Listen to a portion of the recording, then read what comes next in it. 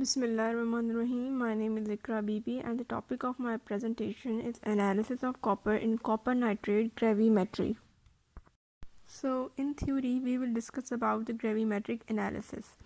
Basically, gravimetric analysis describes a set of methods used in analytical chemistry for the quantitative determination of an analyte, the ion being analyzed based on its mass. This is an important point.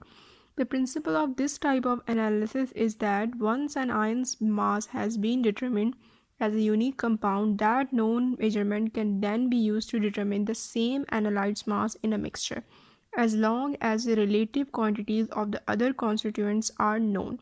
So, in this picture, this is a balance, analytical balance. We have to put our sample in this balance and weigh out our balance for the further procedure. In this slide, we will discuss about the types of gravimetric analysis method. So basically, there are the four main types of this method of analysis, which are precipitation, volatilization, electroanalytical, and miscellaneous physical method. The methods involve changing the phase of the analyte to separate it in its pure form from the original mixture and are quantitative measurements.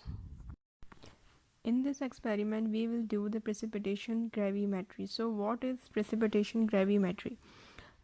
In precipitation gravimetry, the analyte is converted to the springly soluble precipitates, as we can see in this first beaker. The solid soluble salt containing lead and other chemical species. This is the first step in which we dissolve our solid salt. And in the second step, we will add further solutions containing sulfate in this case and for the further procedure. And in the third step, this precipitates is then filtered, washed, free of impurities, converted to a product of known composition by suitable heat treatment and weighed. And then the pure precipitate is cooled, then measured by weighing, and the difference in weights between weights before and after reveals the mass of analyte lost. So in our experiment, it will be copper oxide. That number can then be used to calculate the amount or the percent concentration of it in the original mixture. Introduction. In this experiment, analysis of copper 2+ in a sample is based on the gravimetric method involving precipitation reaction. A known volume of sample solution is treated with sodium hydroxide, by which is precipitated as its hydroxide. Ignition of precipitates change the hydroxide into oxides and finally weighed them as copper oxide. Now we will discuss about the gravimetric method involving in this experiment.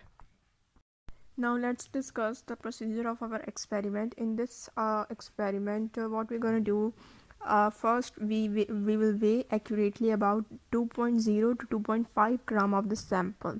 And then as we know, in the precipitation reaction, we have to dissolve it into the water containing 5 ml of 5 molar HCl, 2.5 molar sulfuric acid. Transfer to a 250 ml volumetric flask and make up the volume up to the mark with distilled water.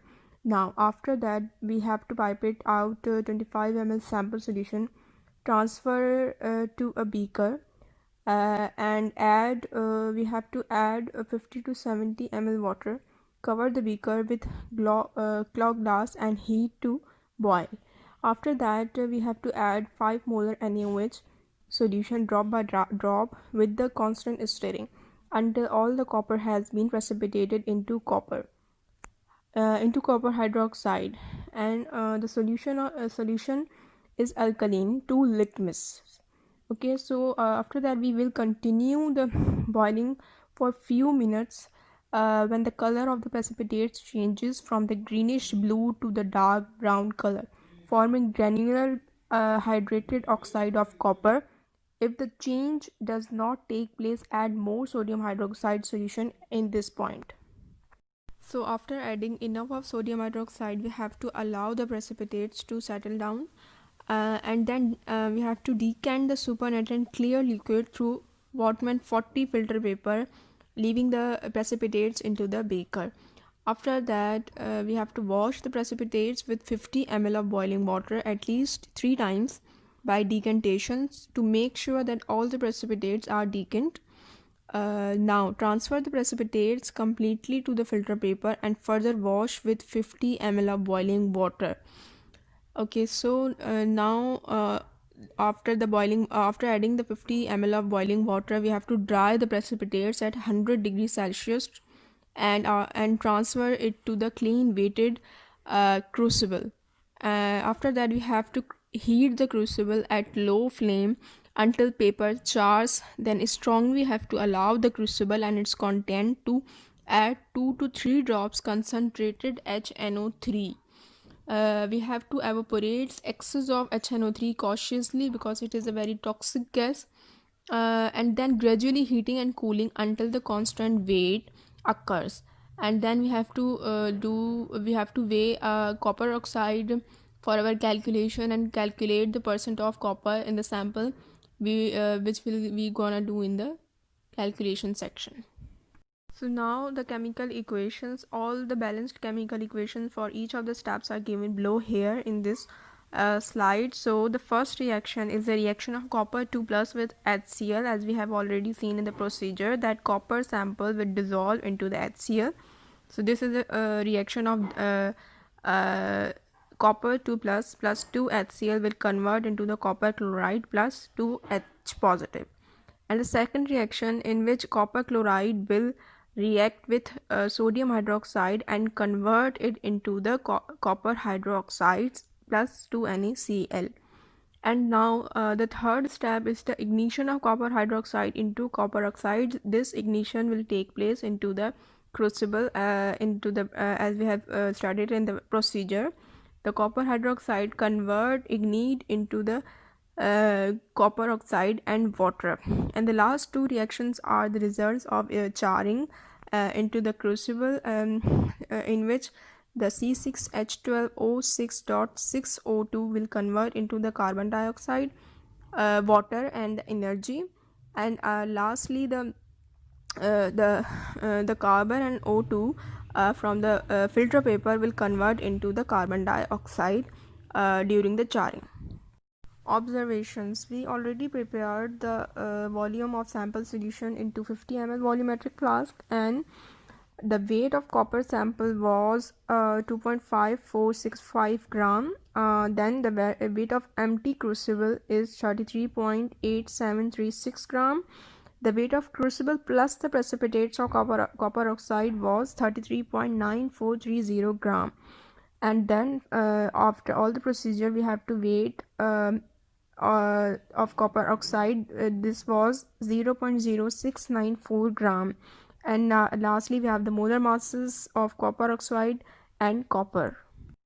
So now calculations. In calculations, we have to determine the number of moles of copper 2 plus in order to determine the percentage of copper plus 2.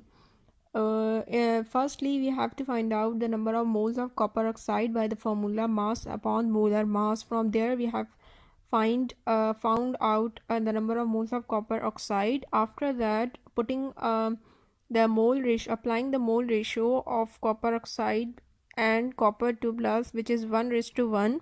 From there, we have found out the number of mole of copper 2 plus, which is 8.725 exponent minus 4. Now we have to determine the weight of copper 2 plus in our original sample, which was prepared in 250 ml volumetric flask by applying the unitary method, and the answer will be 8.725 exponent minus 3 moles of copper 2 plus.